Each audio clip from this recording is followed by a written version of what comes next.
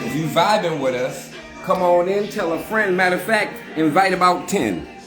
Because I'm about to do that now. 1, 2, 3, 4, 5. Matter of fact, fuck 10. I'm going to do as much as I can find. We just going to go down the list. Bong, bong, bong, bong, bong, bong, bong, bong, bow. If you hear this in the background, that is brought to you by No Commercials and Gypsy Man Production. We making it happen out here. We got some magic for you for the eardrums, penetrating the eardrums and whatnot. Let's see. A few more moments just to take a moment, let the people come on in, and for you to invite a friend. Let's see. Boom. And we'll get started after this song go off. So just rock with it. See how you feeling? See how it's vibing? Help me ease my mind. Hey.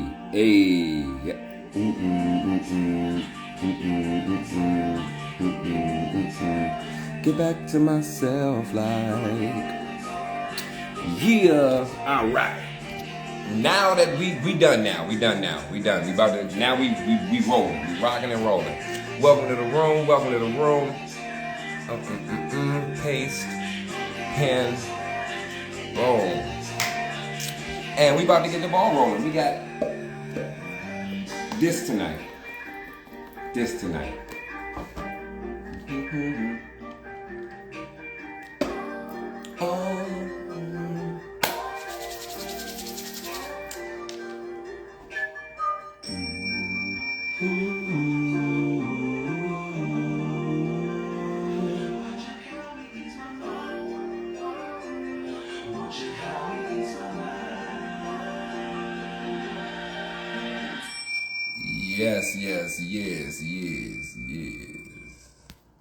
All right. Welcome. Peace and love, kings, queens, and gods. Got that checked out, that set up. Whoop. That wasn't supposed to go that way, but we back in action. My name is Jared. I'm the Floating Yogi, and this is brought to you by Yogi, Urban Yogic Wellness and Education. We are restructuring health and wellness in the community, bringing the power of healing and evolution back to the individual's hands.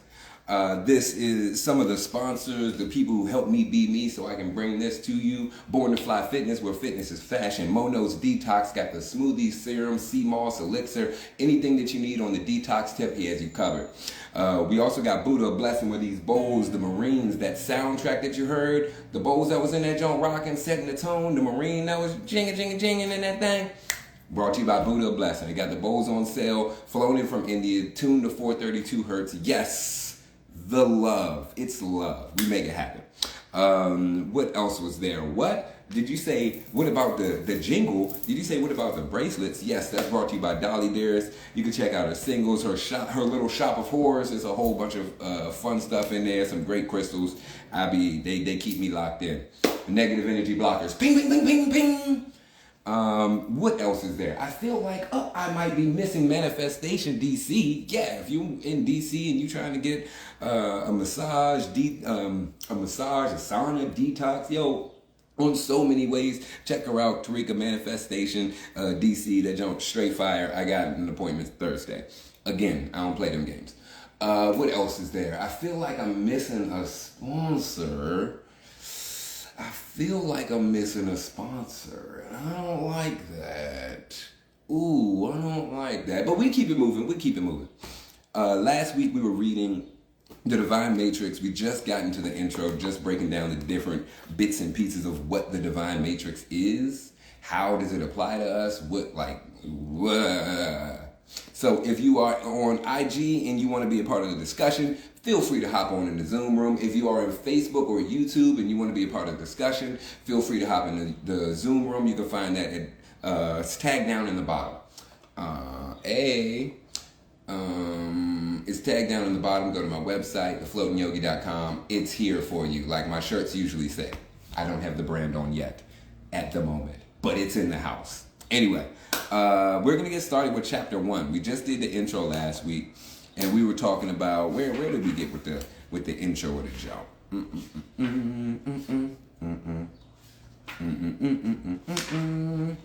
Oh, talking about going to the edge, talking about the language that consciousness uses, that the universe uses. What language do we speak that the universe uses? That it listens in.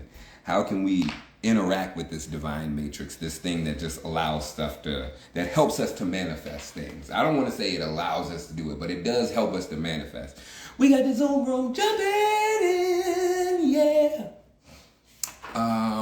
What's up, Rashida? What's up, Tony?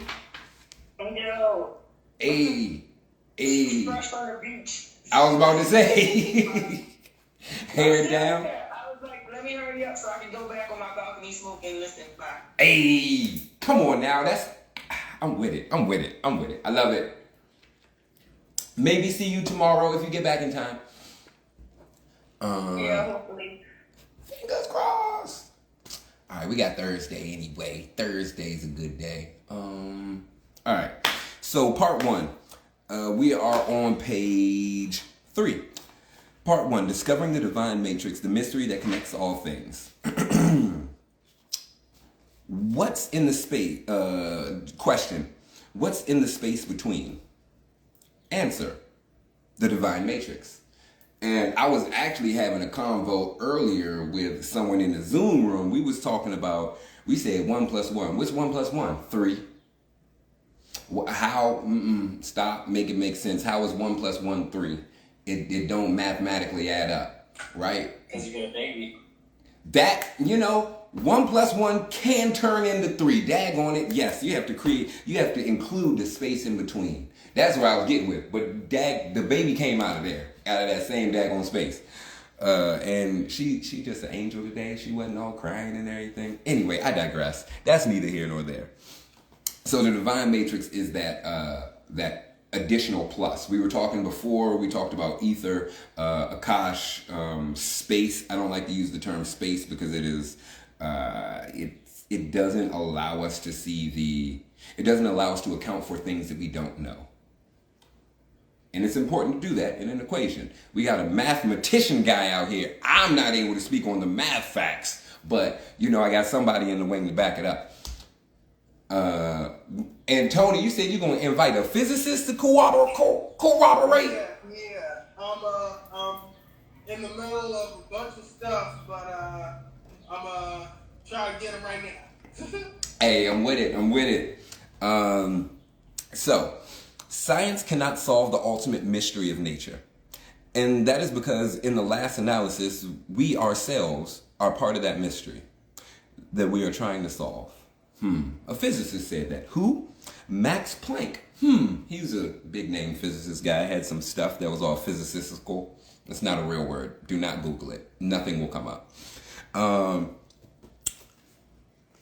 When we understand us, our consciousness, we also understand the universe, and the separation disappears. We were talking before in the Osho book about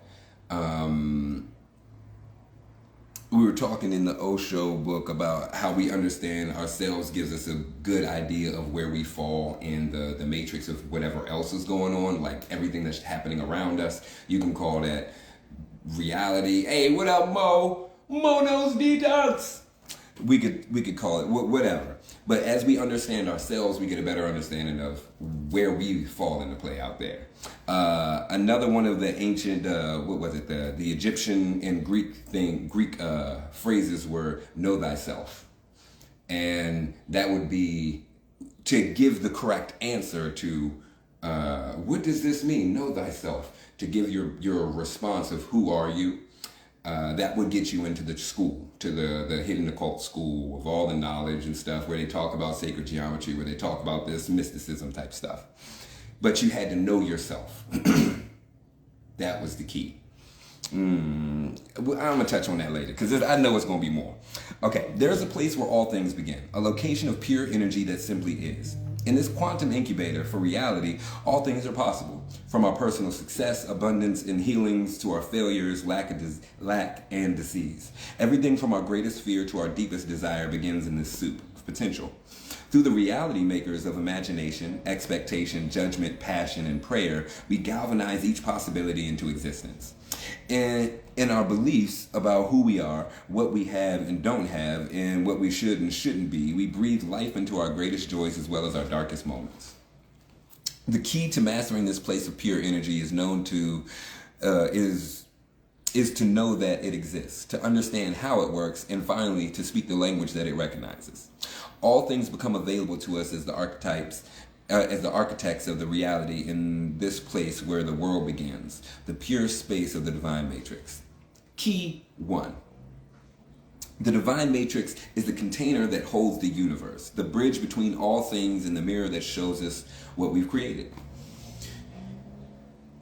The last thing I expected to see on a late October afternoon hike was in a remote canyon of the Four Corner area of the western New Mexico was a Native American wisdom keeper walking towards me on the same trail. Exhale. Yet, there he was, standing at the top of a small incline that separates our paths converging together. And I'm not sure how long he'd been there. By the time I saw him, he was just waiting, watching me as I stepped carefully along the loose stones on the path. The low sun created a glow that cast a deep shadow across the man's body. As I held my hand up to block the light from my eyes, I could see a few blocks of shoulder-length hair blowing across his face. He seemed as surprised to see me as I was to see him. The wind carried the sound of his voice towards me as he cupped his hands on either side of his mouth. "Hello!" he shouted. "Hello!" I called back. I didn't expect to see anyone here that time of day. Stepping a little closer, I asked, "How long have you been watching?" "Not long," he replied. "I come here to listen to the voices of my ancestors in those caves," he said, as the arms point toward the other side of the canyon.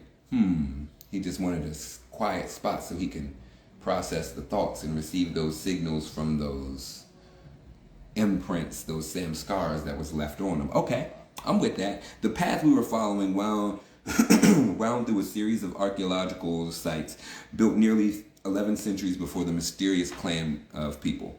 No one knows where they came from or who they were, with no evidence of their skills evolving over time. The people that modern natives simply call the Ancient Ones showed up one day in history, brought with them the most advanced technology that could be seen in North America for another 1,000 years. From the four-story tall buildings and perfect stone kivas around the round ceremonial structures buried in the ground to the vast irrigation systems of the sophisticated crops that sustain the people. This place seemed to have just appeared one day. And then those who built it were suddenly gone. They vanished. Ascension. Could that be just like Jesus? Buddha? Who else was ascended? Moses? Who else's body have we not found? Moving forward, the Ancient Ones left precious few clues to tell us who they were, with the exception of the rock art on the canyon walls. No written records have ever been found. There are no sites of mass burials or cremations or weapons of war, yet the evidence of their existence is there. Hundreds of ancient dwellings in the 11-mile-long, 1-mile-wide canyon in the remote corner of the desolate canyon in northwestern New Mexico.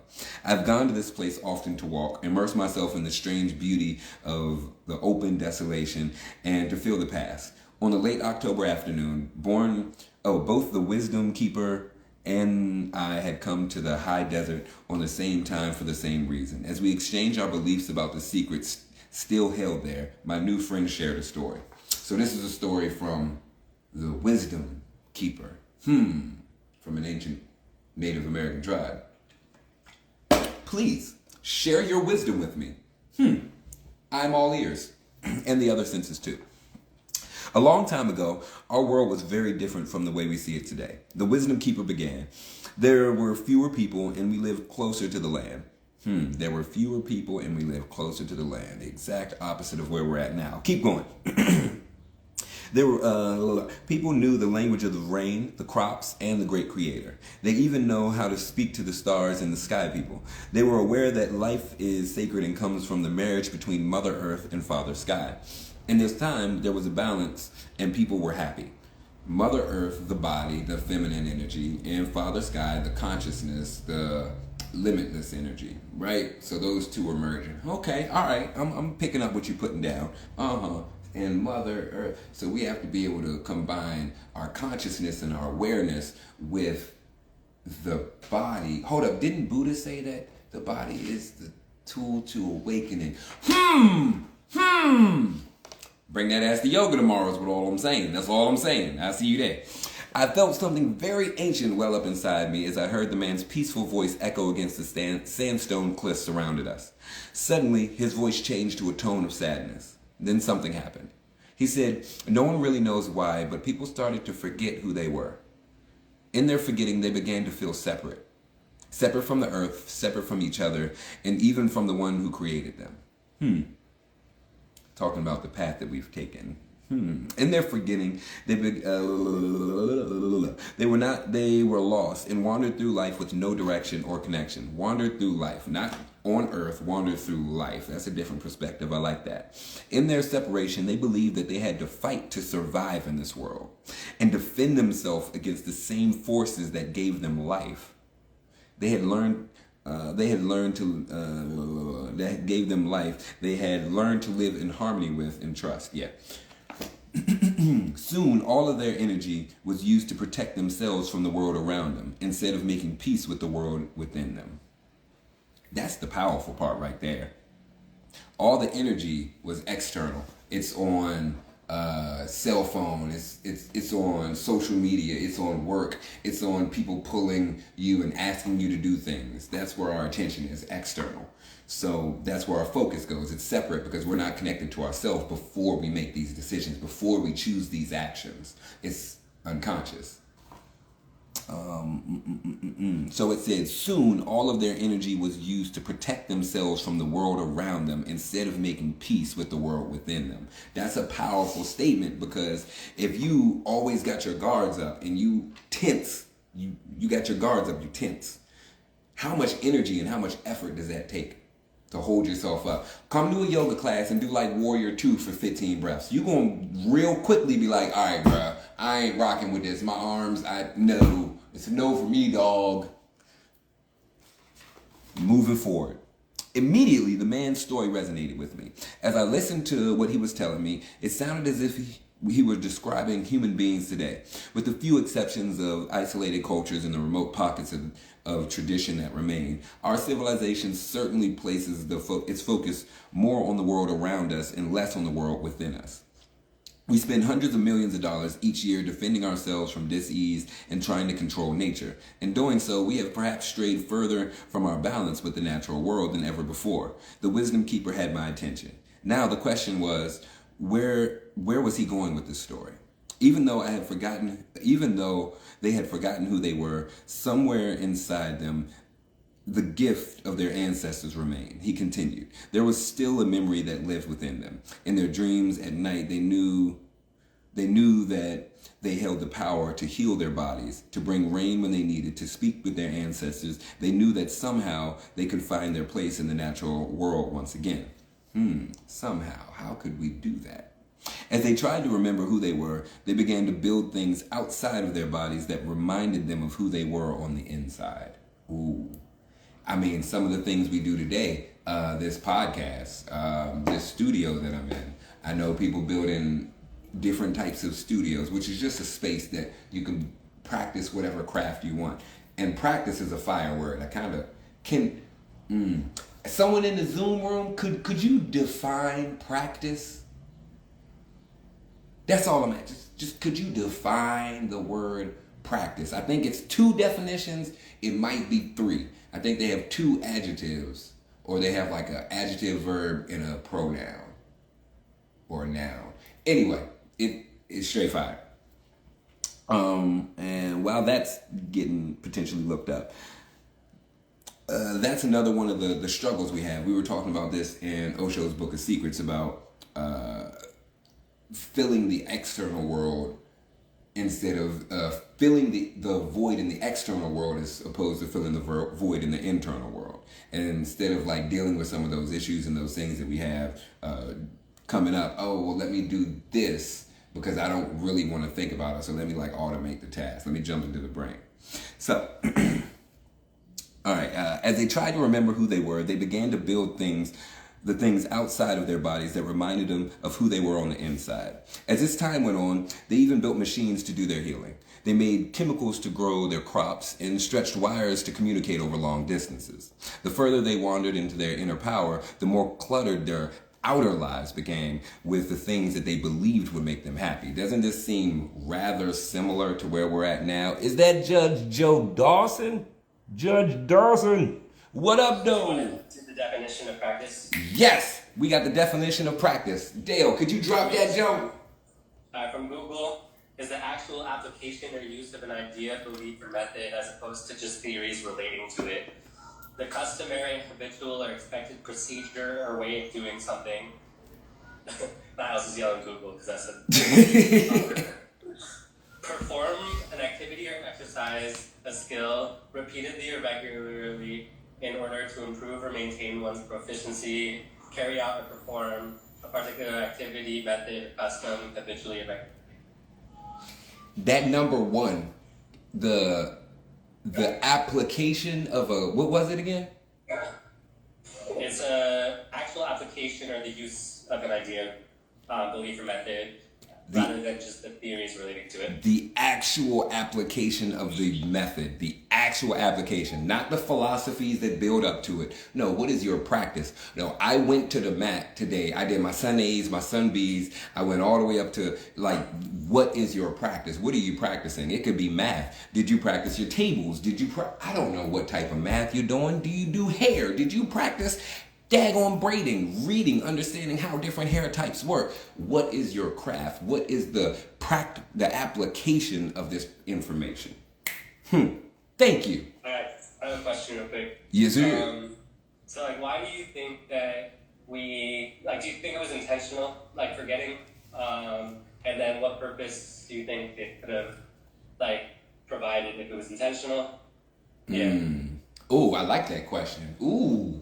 I'm not going to say, I don't think it was intentional, for real. I think we're very visual creatures, and I just posted something on my IG stories a little bit ago. It's kind of like out of sight, out of mind. Like, they were talking about, the post clearly is a meme. They were talking about ADHD people, how we see people and we might forget if we don't link with them on a constant basis. It's like you don't even exist anymore. I mean, that's life. It's not just ADHD people, it's people. We're very visual creatures. We like to see things in contact, and if we got to reach outside of it, we get stuck in our routines, in the good ways and in bad ways, and it gets a little challenging. It takes a little extra energy to reach outside of that routine. So I feel like it was more so as the technology advanced, just like now, look at the kids. They can pick up the phone and swipe that thing faster than I can. I'm like, oh, okay. Let me just give it to you. Can you pull this up for me? I feel like my parents and they 70. I ain't nowhere near 70. It's going to be phenomenal because when my kids are 30, like we talked about us being holograms, they're going to be just like telepathic chips, yo. I feel you on that. All types of... I feel you on that. It definitely is. And I'm going to go back to the old ways that they were doing it. They got a whole third book of the Yoga Sutras that talks about superpower. Telepathy is in there. Talks about psychic abilities, not superpowers. Psychic abilities. Yes. And that's in there. So that shit's happening. I'm gonna be like, ring, ring, ring. Hey, what up, though? I'm telling you, shit's gonna be lit. Did I answer that? Yeah, you did. You're not. Go on, Tony. Or one of y'all. Put you out. So, like, one thing I've read is how it could be intentional is it allows us to, like, redefine ourselves. Like if we can, like, step out, like, I mean, you have, like, you identify, like, your opposites in order to say, like, what you are as much as what you're not. Yeah. So, which helps you kind of experience what you are. Mm-hmm. So, almost like if you're a candle, you don't want to be standing next to the sun because then you can't really experience your light, even if you might know that you are, like, bright like light. So, all right, coming in, dropping gems. So, like, the problem gets, rather than, like, living with the illusion that we created, it's like living within the illusion that we, like, go within the separateness and forget that we created the illusion in the first place. And it's like if we can change our clocks, like, to say whatever time we want it to be, you know? Yeah. We start thinking, oh, like, I wake up at, like, 9 p.m. or something. It's like you start forgetting what the time really is. It could be, like, disorienting and, like, yeah. Oh, a perfect explanation, like, example of that explanation would be COVID. When that first started in, like, 2020, and people were at home for, like, a month, for, like, 2 months, and they didn't have a reason to leave to change their location to go out. Oh my gosh, time. What was time? Come again? Still kind of getting adjusted my damn self. I had to create my own schedule. Hey, what up? What up? If you on IG, if you on Facebook, go and drop a little love in the cheesy, in the chizat. Go and drop some hearts on that thing too. All right. Moving forward, as I listened, I saw the unmistakable parallels between people I was hearing about in our civilization today. Our civilization has become steeped with feelings of being powerless to help ourselves or to make the world better. I run into this all the time, which is where the hoodie comes in. Do you care enough about your mental space to meditate today, or are you bullshitting on your greatness? Yeah, we just feel powerless, feel victimized. Yo, get out of your feelings and into reality. Make a change, make a difference, then you'll feel different. A lot of it is followed with action. I'm just saying, it is what it is. So often we feel helpless as we watch our loved ones slip away from us into the clutches of pain and addictions. We think that we're powerless to ease the suffering from the horrible disease that no living thing should have ever had to endure. We can only hope for the peace that will bring those we care about safely from the terror of foreign battlefields. And together we feel insignificant in the presence of a grown nuclear threat. As the world aligns itself along the divisions of the reigns of belief, the religious beliefs, bloodlines, and borders. It seems that the further we stray from our natural relationship with earth, our bodies, one another, and God, the emptier we become. In our emptiness, we strive to fill our inner void with things. That's it right there. That's it right there. The further we stray away from this natural relationship with the earth, our bodies, again, these natural concepts, these natural things, these cycles that just happen in nature that aren't man-made. There's a lot of man-made cycles, like technological cycles, like, there's a lot of like man-made cycles, technological cycles. We got like holidays, things like that. But then we have the ones that we had men, woman, whatever you want to call it, human, had nothing to do with at all. What up? Here, hotel healing. Only one V. I'm with the shits. Let's get it though. When we look at the world from this perspective, I cannot help but to think of a similar dilemma portrayed in the science fiction movie Contact. The president's science advisor, played by Matthew McConaughey, explores the fundamental question that faces every technological society. During the television interview, he asked if we are better a society because of our technology. Pause. Think to yourself, are we a better society because of our technology? I'm gonna ask in a second. Has it brought us closer together or made us feel more separate? The question is never really answered in the movie, and the topic could fill an entire book unto itself. However, the point that the advisor is making when he asks how much of our power we give away to our diversions is a good one. How much power do we give away to our diversions, to our distractions, to our squirrel? Like what? How much energy? How does it pull you off course? Another thinking moment. So I'm gonna drop this. You can put it in the chizat. Go and answer. Do you think technology has brought us closer together, or has what? Are we a better society? I like the wording. Are we a better society because of our technology today? Go and put it in the chizat. You could say better 1. You can say worse 2. Better 1, worse 2. Yeah, let's go with that. Better, absolutely better. Okay, All right. I'm with the shits. What we doing over here on IG? I know y'all like a minute late. I'm gonna hop back on and check y'all out. I'm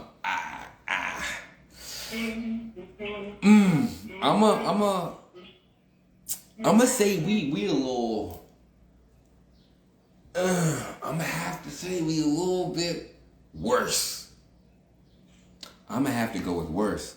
I don't think we better, cause a lot of the things get sewing up worse. Yeah, so I like a lot of the things that was made before wasn't doing this worse. We got IG on the worst too. Yeah, a lot of things we made nowadays is just polluting the earth, disconnected from nature. Yeah, I strongly support.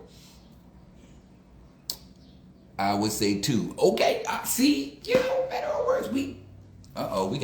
Not really sure, because everyone wants instant gratification. Therefore, now we lack the ability to tap into source and how we should. Our circadian cycles are off. Those are facts. I 1,000,000% agree with that.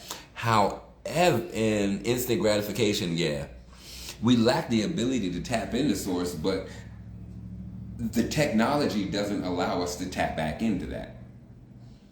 And it doesn't provide the need for it to happen either. I've learned, one thing that I've learned in my life, going through trials and tribulations, you don't always have what you need until you get into the situation.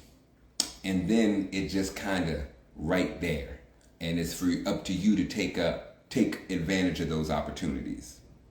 So I think with this type of communication, I could pick you up and call you. I could send you a Zoom link that you could hop on. That isn't going to allow me to calm myself to deal with the things that aren't allowing me to pick up those signals with my mind. To be honest. Because we talked about the mind. We talked about the 4 dimensions of the mind, which is really 8 dimensions of the mind. But we talked about the 4 dimensions of the mind. And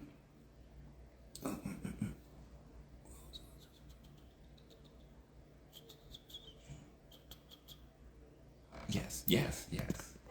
Right. I was just reading today, the blue lights on our devices cause melatonin decreases, which you should be in this daggone Zoom room. That's what I'm saying. Go on, hop on the Zoom link. You got a rack to rap about. We gotta get this in.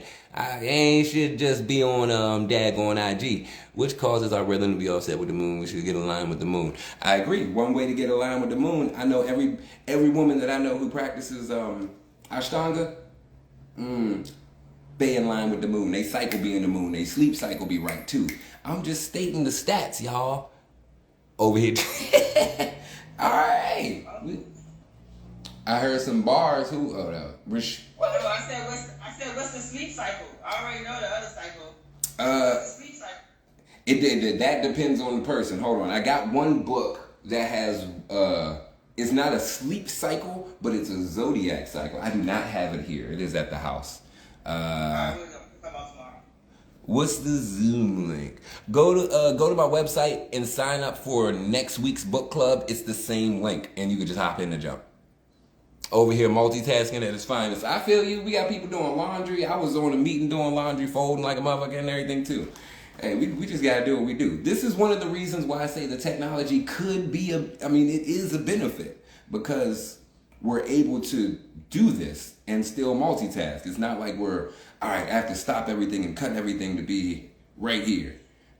But Rashida, if you back in the area, I'm gonna bring the book tomorrow. And I'll be able to give you a little bit more on it. Right. Oh, why? Great book is Moon Magic. Apparently there's a good book called Moon Magic.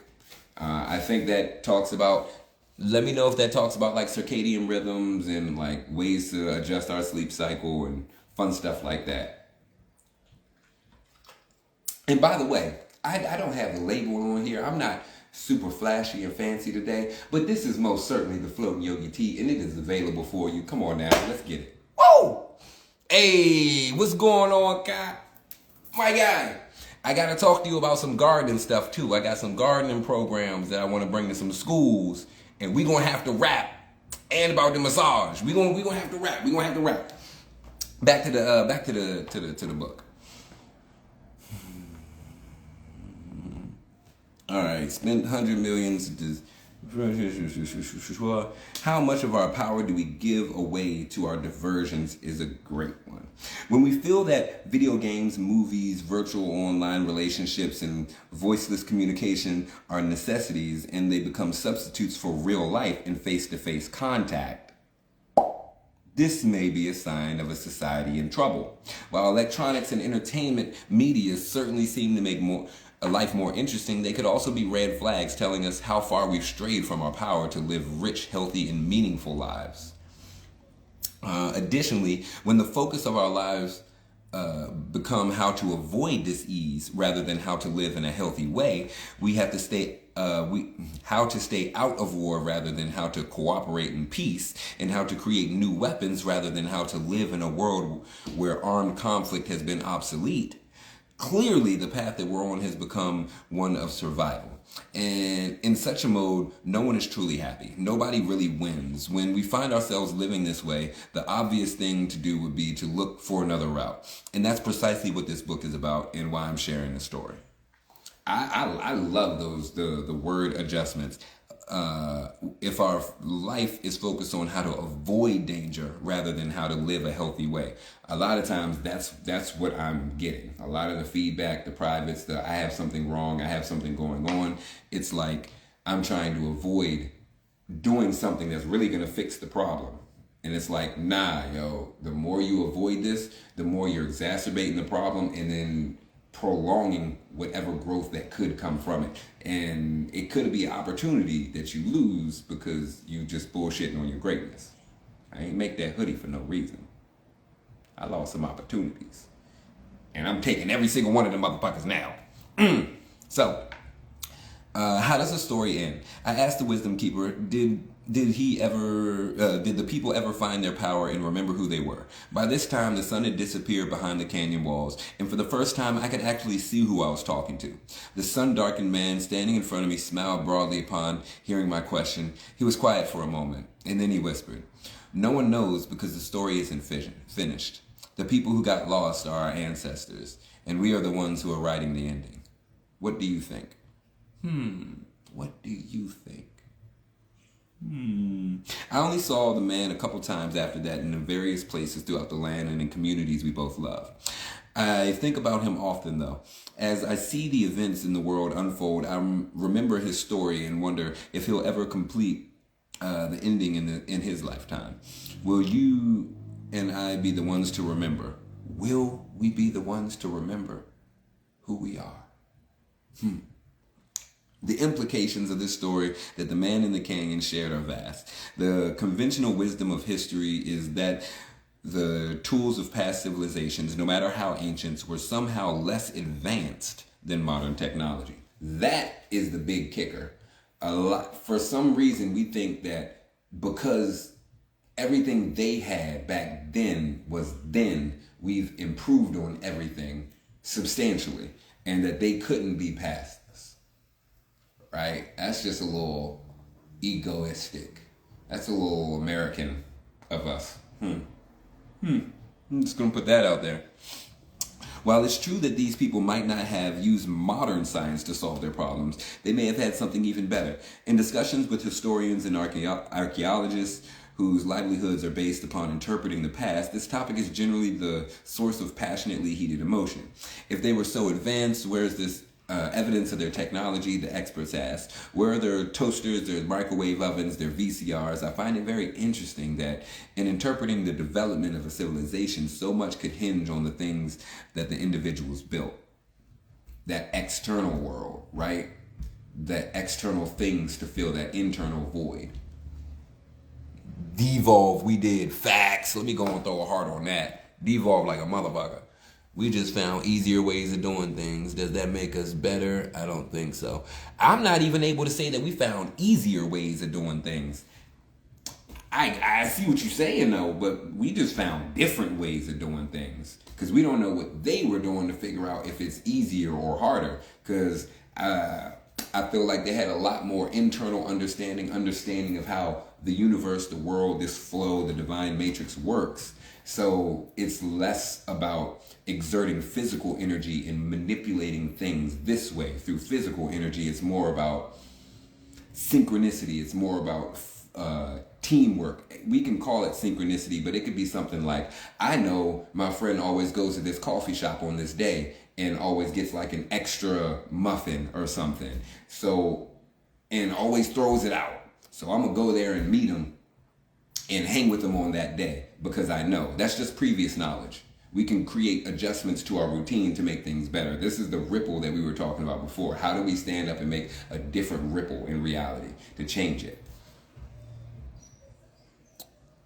They use better math. Yeah, the math is mathing like shit for them. The math ain't mathing over here. The math is a question mark. It's like, where we at? Where we at?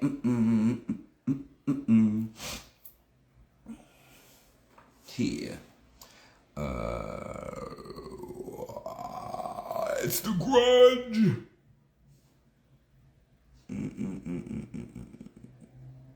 Okay, is it possible that when you see the remains of an advanced civilization, such as those in Egypt, Peru, or the American desert Southwest, we're actually witnessing the remnants of a technology so advanced that they didn't need toasters in VCRs?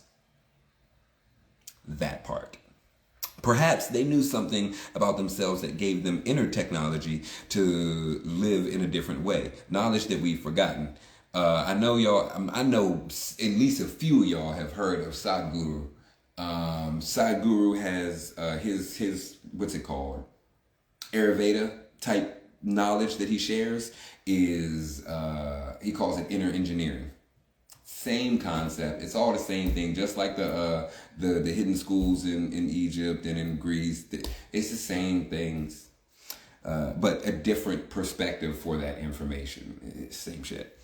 That wisdom could have given them everything that they needed to sustain their lives and heal in a way that we're only beginning to understand. And I can speak to that.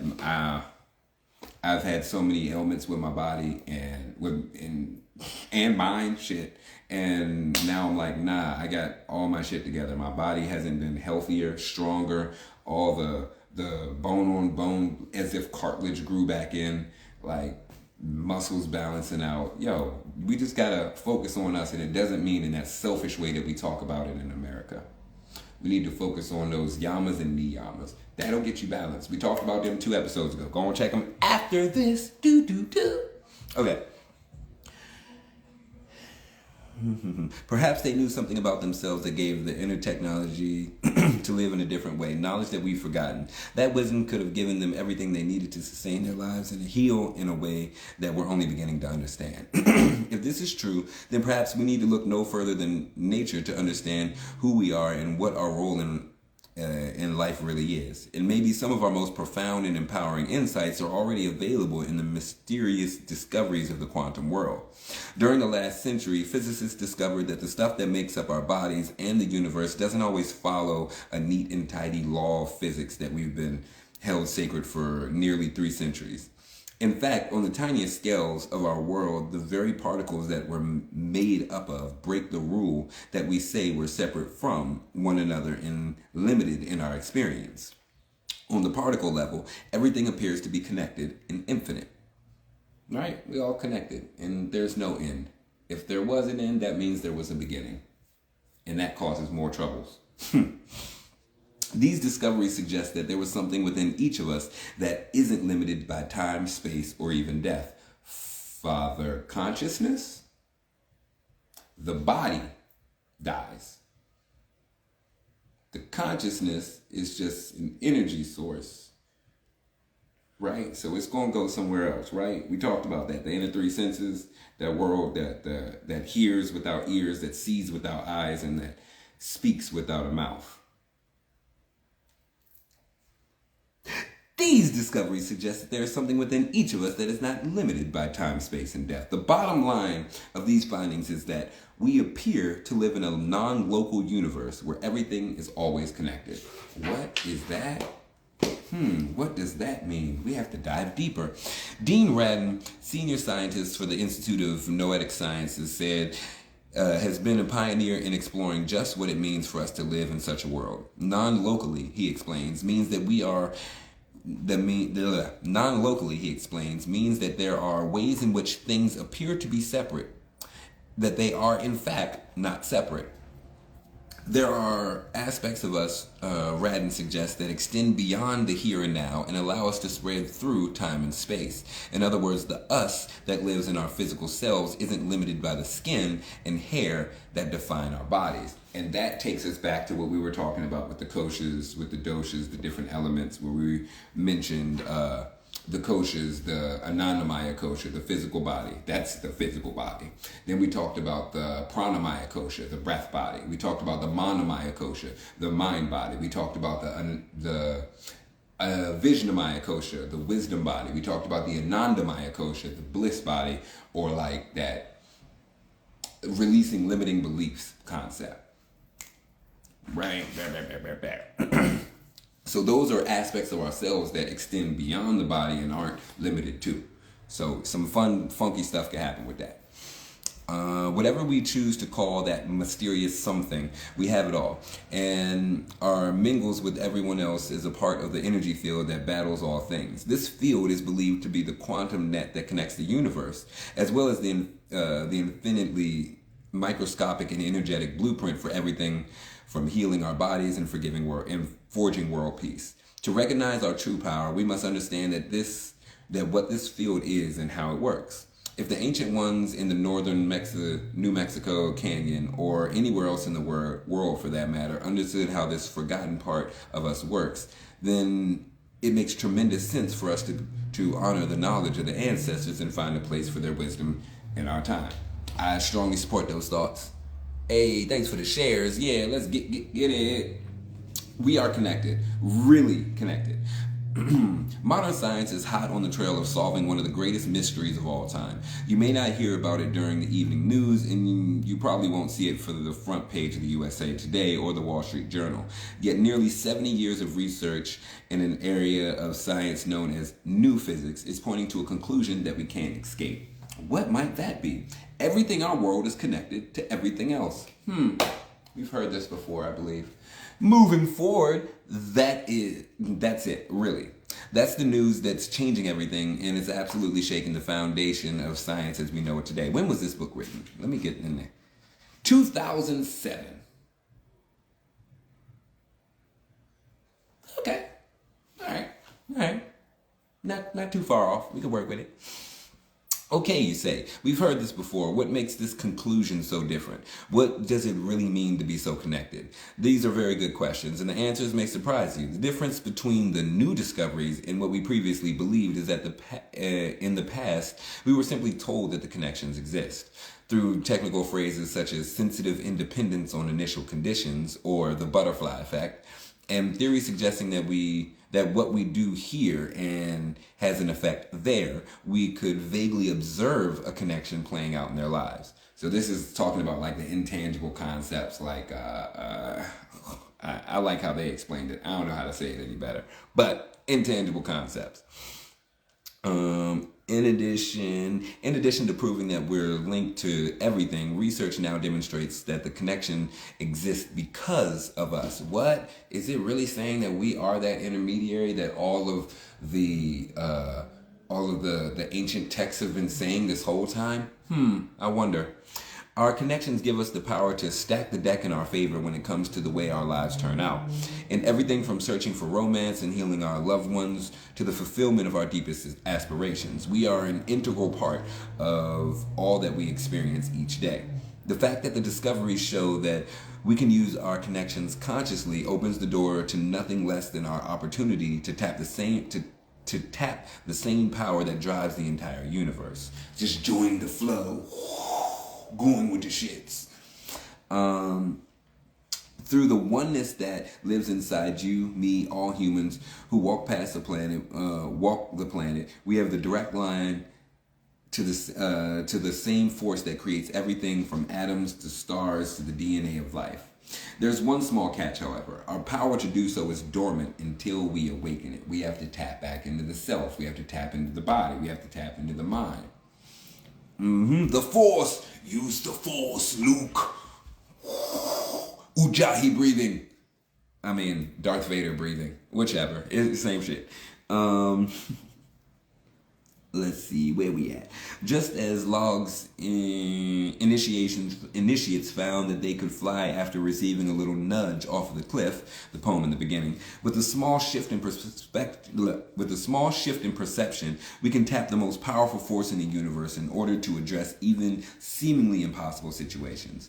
This happens when we allow ourselves new way of seeing our role in the world, when we shift our reality. Once we build up what it is that build up ourselves and then shift our reality, remaining ourselves. There's like a 90-degree shift they talk about in spirit science stuff when we make 90-degree shifts. I encourage you to check that out. I'm not getting paid for it. Because the universe seems like a really big place, almost too vast for us to even think about.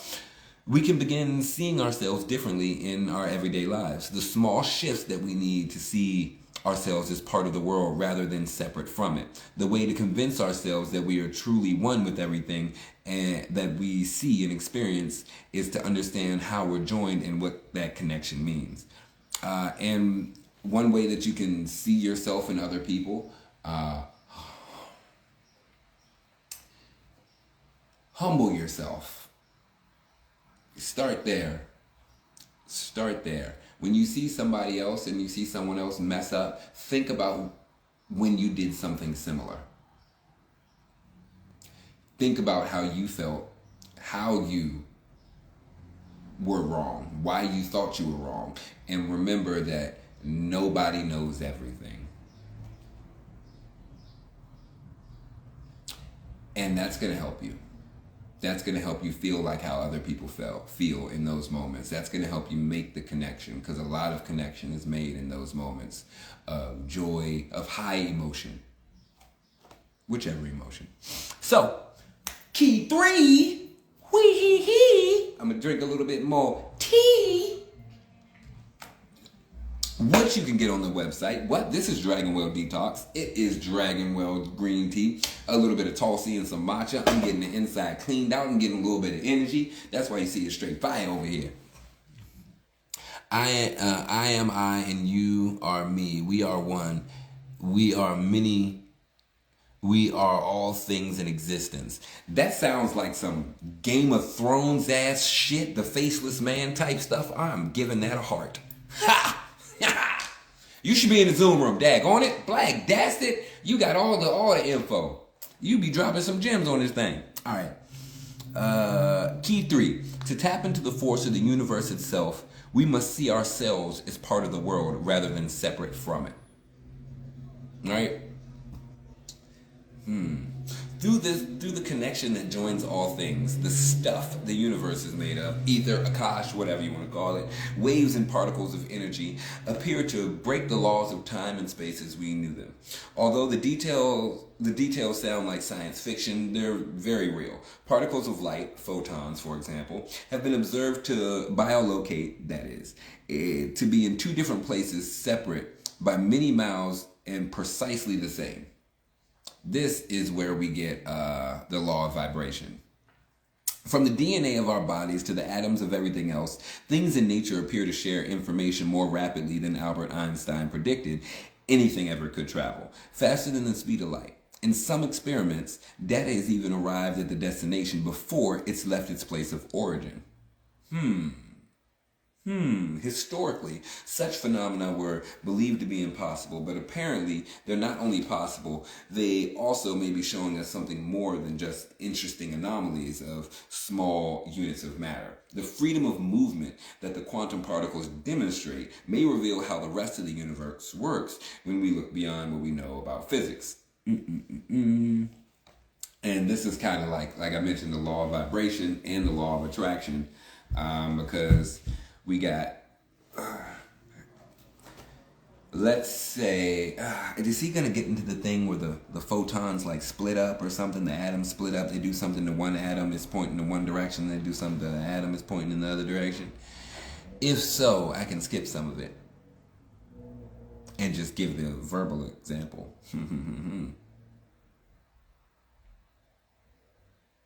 Nope, it's making me read it. Okay, fair enough. While these results may sound like futuristic script of a Star Trek episode, they're being observed now under the scrutiny of present-day scientists. This is in '07. Individually, the experiments that produce such effects are certainly fascinating and deserve more investigation. Considered together, however, they also just suggest that we may not be as limited by the laws of physics as we believe. Perhaps things are able to travel faster than the speed of light, and maybe they can be in two places at once. And if things have this ability, what about us? Teleportation? Is it a thing? I would like to cut down on my gas. These are precisely the possibilities that excite today's innovators and stir our own imaginations. It is this coupling of the imagination and the idea of something that could be with the emotion that gives life a possibility that can become a reality. Manifestation begins with the willingness to make room in our beliefs for something that supposedly doesn't exist. We create that something through the force of consciousness and awareness. The poet William Blake recognized with power of imagination as the essence of our existence rather than something that we simply experience occasionally in our spare time. Man is all imagination, he said. Clarifying, the eternal body of man is the imagination, that is, God himself. Philosopher and the poet John Mackenzie further explained our relationship with the imagination, suggests the distinction between what is real and what is imaginary is not one that can be finally maintained. All existing things are imaginary. In both these descriptions, the concrete events of life must first be envisioned as possibilities before they can become a reality. We got to envision it before we can manifest it. First phase, boom, do it up here. Second phase, do it in here. Like, in the world, you know, shit. However, for the imaginary ideas of one moment in time to become a reality of another, there must be something that links them together. Somehow, in the fabric of the universe, there must be a connection between past imaginings and present and future realities. Einstein firmly believed that the past and the future are intimately entwined as the stuff of the fourth dimension, a reality that is called space-time, space-time, space-time, space-time, space-time.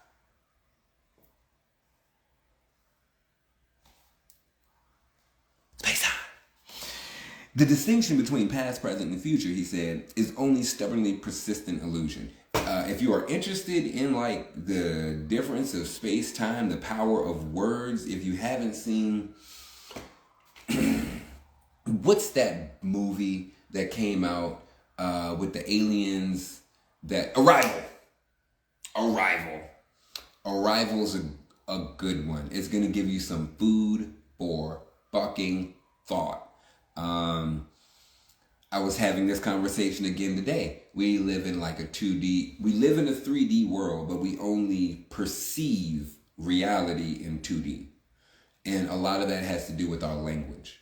The words we use limit us to perceive reality, our senses, what we experience in 2 dimensions.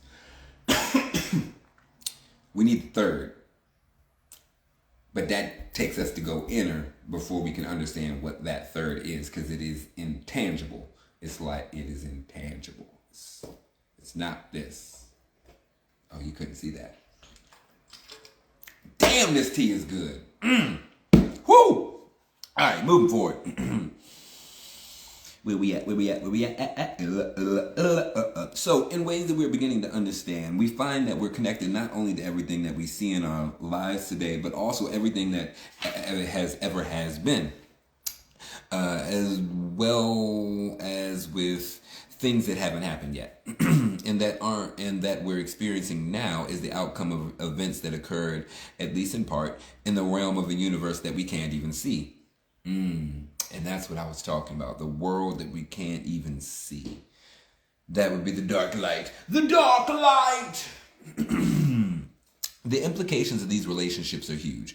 In a world where an intelligent field of energy connects everything from global peace to personal healing, what may have sounded like fantasy and miracles in the past suddenly becomes possible in our lives. With these connections in mind, we must begin to think of the way that we relate to life, our families, even to our casual acquaintances from a powerful new perspective. Good or bad, right or wrong, everything in the lightest and most beautiful life experiences to the most horrible occasions of human suffering can no longer be written off as chance happenings. Clearly, the key to healing, peace, abundance, and the creation of experiences, careers, and relationships that brings us joy is to understand just how deeply we're connected to everything in our reality. I look at that as give us meaning. Purpose gives us a reason to get up in the morning. And when I say a reason to get up, I don't mean like you just gonna lay there and die. I mean a reason to get up. Not just getting up because you're tired of laying there. Like a mission that you're on. Like after I get up from my meditation in the morning, focused, I'm gone, I'm on a mission. No, I gotta brush my teeth, take a shower, I gotta put on my shea butter and everything. I gotta then get my clothes on, so I'm getting ready to go to Suka Center. It's like, I'm trying to tell you. Okay, last section. What we looking like with time? Ooh, some of this might be skipped because it's just physics, science experiments. Yeah, we're gonna hit searching for the matrix, and we're gonna rock there. We're gonna stop there. History's greatest failed experiment, page 18. We're not there yet. We're gonna stop here. We're gonna stop here. Yeah. I think that's a good stopping spot. If it's a horrible stopping spot, we're going to keep fucking going. If y'all vibing with me, drop some love in the cheesy. YouTube, Facebook, YouTube, Zoom, whichever one, let me know. Searching for the Matrix. I remember the first time I relayed the news of our connectedness to my Native American friend from the canyon. During an unexpected meeting in a local market, I passionately shared information from a press release I just read about a new field of energy that had been discovered. A unifying field unlike any other energy known to existence. It's this field of energy, I blurted out, that connects everything, that connects us to the world, to one another, even with the universe beyond Earth, just like you and I have talked about in the past. Ooh, another thing that helps us to connect, if you like shrooms, the fungal market helps us to connect. It is a whole network for trees and plant life to commune with each other. And all we are like plants with complicated emotions. Maybe it helps us to figure those out. Moving forward, in a way that was typical of my friend, he was quiet for a moment as he honored my excitement. After a few seconds, he took a bath and then replied with the directness that I'd seen many times. He was honest and to the point. So, he said, you have found that everything is connected, that is what our people have been saying all along. It is good that your science had figured this out too. Yeah, because yoga, we've been talking about this shit for years, forever. The Akash, what are you talking about? Yeah, we call it Akash. Akash! If an intelligent field of energy really plays such a powerful role in how the universe works, then why didn't we know about it until recently?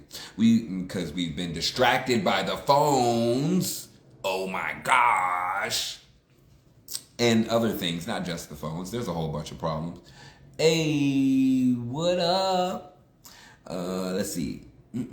We've just emerged from the 20th century, a time historians may well come to regard as the most remarkable period in history.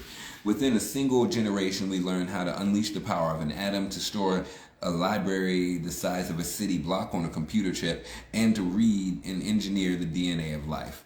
I mean, facts. How could we have accomplished all of these scientific marvels, yet miss the single most important discovery of all? The one understanding that gives us access to the power of creation itself. The answer may surprise you.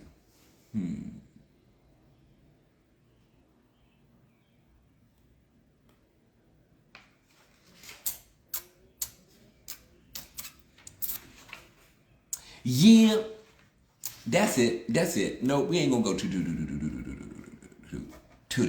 we ain't gonna go to We about right there. We got about 15 pages in. This book might take us 11 episodes, 12 episodes.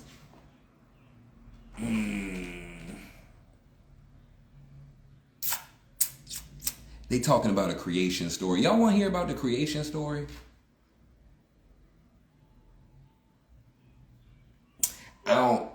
You come again?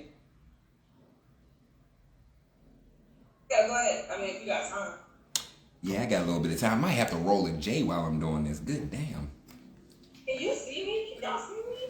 I can't see y'all. Absolutely not. No, we're looking out the window. Yeah, we looking out the window like shit. I was wondering what that was. Oh. Oh, all right. So there she is. Yay! Oh, this way. Oh, well, look, no. And back out the window. I'm just saying, the beach, I ain't mad at it. I ain't mad at it at all. Hey, roll up. It's going to be hard to roll up and read. I might have to roll up on the book. Anyway, I'm going to get there.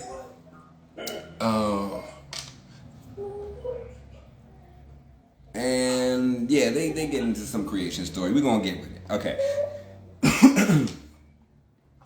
There was a time in our not so distant past when scientists did, in fact, attempt to solve the mystery of whether or not we're connected through an intelligent field of energy by providing once and for all whether or not the field even exists.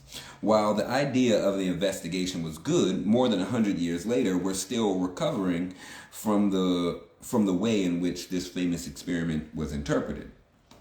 We're still recovering from the way the experiment was interpreted. Not done, but interpreted. Okay. As a result, for the most of the 20th century, if scientists dared to mention anything about a unifying field of energy that connects everything through what is otherwise empty space, they would be laughed out of the classroom or right off the university stage. With few exceptions, the idea wasn't one that was accepted or even allowed in serious scientific discussions. However, this hadn't always been the case. Sounds like someone's trying to hide something. Although our sense of precisely what it is that connects the universe has remained a mystery, there have been countless attempts to name it in order to acknowledge its existence. Excuse me. In the Buddha Sutras, for example, the realm of the great god Indra was described as a place where the web that connects the entire universe originates. Far away in the heavenly abode of the great god Indra, there was a wonderful net which was hung by some cunning artificer. Yes, I said that right. Mwahaha! New word. Artificer. If someone want to Google that, that would be great. Artificer. In such a manner that it stretches out infinitely in all directions. It probably has something to deal with that. In the Hopi creation story, it is said that the current cycle of our world began long ago when Spider Grandmother emerged into the emptiness of this world. The first thing she did was spin the great web that connects all things, and through it she created a place where her children would live their lives. I kind of like this, right? She created a web that could be Earth or the planets or, matter.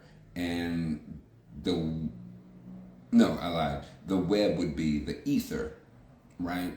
And the place they live their lives would be the more dense pathways through the ether or the web. I'll get into that a little bit deeper, I think, as this story goes on. Since the time of the ancient Greeks, those who believed in the universal field of energy that connects everything have simply referred to it as ether. In Greek mythology, ether was thought of as the essence of space itself and described as air breathed by the gods. Both Pythagoras and Aristotle identified it as the mysterious fifth element of creation.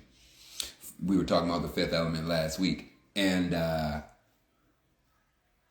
they got some deep stuff in that Fifth Element movie. They got some deep stuff, from the fact that there was like no female characters other than the chick from the Fifth Element and what that was supposed to represent in there, how they were in a masculine world and it was time for the female to come through, and then it was about redefining and balancing the energies within you. That joint was, Tony dropped something in the chat, in the Jeezy. If you did not check it last time, can you drop it back? Please and thank you. That's all. What up, Dale? What up, Niles? Cheetah. Right. Cheetah. Cut it off. She was just saying hi, Cheetah. I know, right? That's too cute. Hey, what up, Lucy? Alright. Cute. Alright. In later times, alchemists continued to use the words of the Greeks to describe our world, terminology that endured until the birth of the modern science. Contradicting the traditional views of the most scientists today, some of the greatest minds in history have not only believed that ether exists, many of them took its existence one step further. They say that ether is necessary for the laws and physics to do as they do. Hey! Since we're talking about ether, there is an origin story of how all of the elements came from ether. Peace, Lucy. So we're gonna pin how the elements came from ether. We're gonna move that over here, and then we're gonna hit this, and then we're gonna jump back to that. During the 1600s, Sir Isaac Newton, the father of modern science, used the word ether to describe an invisible substance that permeates the entire universe, which he believed was responsible for gravity as well as the sensation of the body.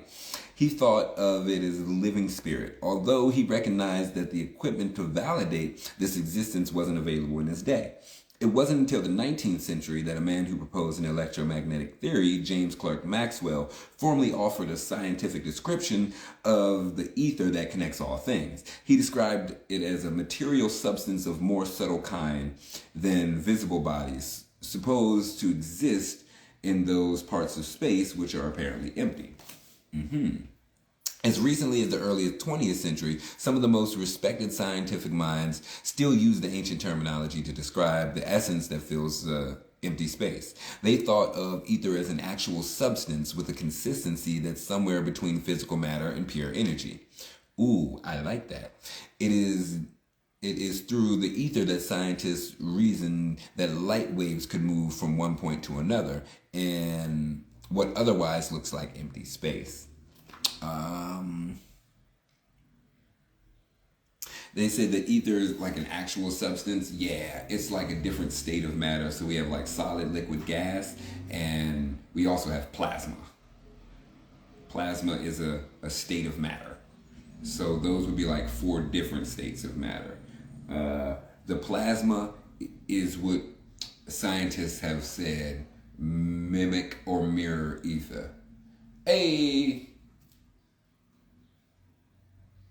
get it, Tone. Grateful. Thanks for coming through and vibing with us. You know it's gonna be more. You know I'm supposed to jump.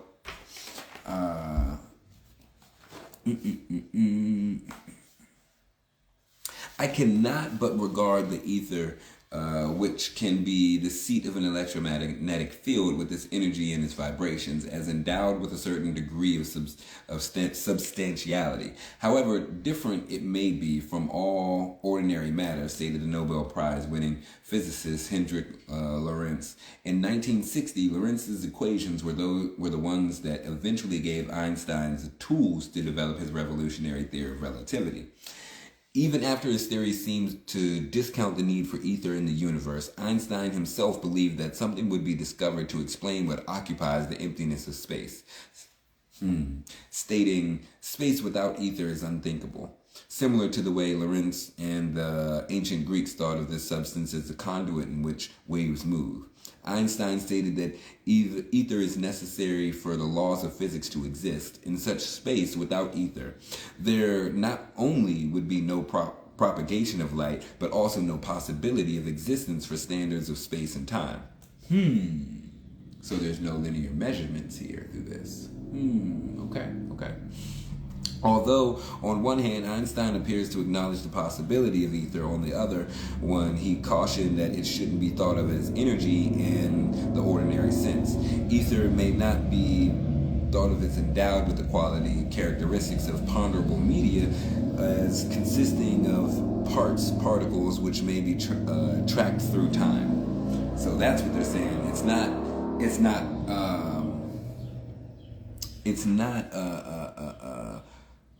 parts. It's not particles or parts of things that can be tracked through time. I actually like that correlation. That gives me like, okay. Now I know why it's not real, or why what could be real. This is why he described how, due to ether's unconventional nature, its existence was still compatible with his own theories. The mere mention of the ether field today still ignites debate about whether or not it exists. Almost in the same breath, it resurrects the memory of the famous experiment that was designed to prove or disprove the field's existence once and for all. As is often the case with the kind of investigation, the outcome raised more questions and controversy than it solved. What did it do? History's greatest failed experiment. Boom! Next week on Book Club. We're going to get into what the experiment was that failed, and why we haven't been talking about this actual field years ago. What is this divine matrix? What are more pieces to this divine matrix? Oh my gosh! How can I apply these things? How can I use this as a practice? Chapter 1, what is the space between the divine matrix? Chapter 2, shattering the paradigm, the experiments that change everything. Part 2, the bridge between imagination and reality, how the divine matrix works. What? Chapter 3, are we passive observers or powerful creators? Are you bullshitting on your greatness? You're a passive observer. Are you standing in your power? Conscious creator. Let's see. Once connected, always connected. Chapter 4, living in a holographic universe. That's kind of like where the fuck we're at. This shit is fake, all from the mind. But it's only fake if you're not tapped into the mind. Part 3, messages from the divine matrix. Living, loving, healing, and quantum awareness. Chapter 6, the universe is talking to us. Messages from the matrix. Chapter 7, reading the mirrors of relationship. Messages from ourselves. Maybe it's the ancestors, who knows? Chapter 8, rewriting the reality code. 20 keys to conscious creation. Right? With the shits? I'm with the shits. Thanks for vibing, for flowing, for growing with me. It's here every Monday night book club. This time reading the divine matrix. We're going to figure out about the law of attraction, the law of vibration. How can we create a practice that brings these concepts into our life so we can manifest our things with so much more ease, not having to and push and fight through 3D, 4D reality, this white light world, to manifest our dreams into reality. This is brought to you by Yogi, Urban Yogic Wellness and Education, restructuring health and wellness in the community, bringing the power of healing and evolution back to the individual's hands. If you thought this was good and you was like, damn, this gave me some food for thought, it's helping me out, go and drop some love in the where? Cash App, Venmo, PayPal. You can also drop some love in the cheesy. Believe me. Go and do that, and we're going to run it back. I'd also like to thank Born to Fly Fitness, where fitness is fashion, mental health is wealth, Buddha, blessing, no commercials. I'd like to thank Suka Center. You can catch me Monday, Wednesday, and Friday teaching classes, elevating the community, building. You can build your own yoga practice from the ground up at Suka Center. What? You can also do it on class tomorrow, because tomorrow we have Ashtanga led primary. It's here for you at 6 o'clock. Virtual offering. If you're local, hit me up if you want to come in person. I know, if you're local, hit me up. You want to come in person? Let's fucking grow. That's Tuesday night. We're gonna take some of this and put it in a moving meditation. Thursday, we have Midday Mind Right. Midday mind right at 12 o'clock. A quick break from the day, get your mind right, a little meditation with some of these concepts, some of these things that we're talking about today. We're going to meditate on them on Thursday. We're going to flow with them on tomorrow. So check that at the bottom. thefloatingyogi.com. Hit the website. Get your ticket for tomorrow. Let's fucking get it. What else is there? Wednesday, G's teaching. Wednesday morning, 7 o'clock. Get your life right. Bright and early. Pop about the bed. Hop about the bed. And get some sun salutations and meditation. Elevate yourself. Do something better. And what else? Then there is Thursday night. After I do the midday mind right, then G's teaching elevated shift and flow. So if you local, hit up the website and go and get your ticket. Come on in this thing. We can get the tree flowing. We can get the growing. We can get the evolution happening. Yeah, bring it. And Saturday, 10:30 a.m., float and flow. It's just shenanigans. How we feeling, what we need to work on, what we want to work on. It's been great. The past 2 weeks have been like men's week. I'm fucking here for that. We need more men in the class. Once the men, the leaders in society get this information, it's going to transform everything around them. We need this. So, and it's not just the Divine Matrix. I'm talking about all the yoga shit. So the rest of the schedule, sign your asses up because y'all need that too. That's why I got it. That's why I got the offering. Right? So, with that being said, it'd be great to see you. Great to see you at one of these other offerings. We here Monday, Tuesday, Wednesday, Thursday. What? Not Friday, but Saturday and Sunday. We got something for you every day but Friday. We got to have a break sometime. So, with that being said, I'd love to see you at a session, at an event. It's a bunch coming up. Tap into the website. It's a little bit more updated than all the other stuff. And sign up for the newsletter because I'm hopping back on that because that's going to be where I'm full steam. Fuck the social media. I'm going to do the social media when I do it. But if you flowing with me and growing with me, get on that email list. I'm going to be dropping mad giveaways, all of the partnerships and collabs that we have coming on. They're going to be in the newsletter. So, again, thanks again for the love. Thanks again for the support, for vibing with me, for putting in your 2 cents so I can get a little boop, boop, boop, boop, boop. I'm going to feed it right back. We're going to grow together. Peace and love, kings, queens, and gods.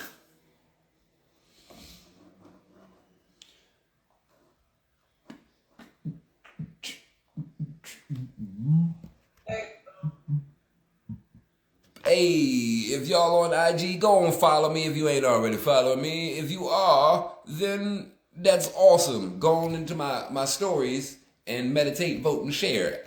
That'll get you an entry into the monthly giveaway. You're welcome. Thanks for vibing. I appreciate y'all. All right, peace out. Peace.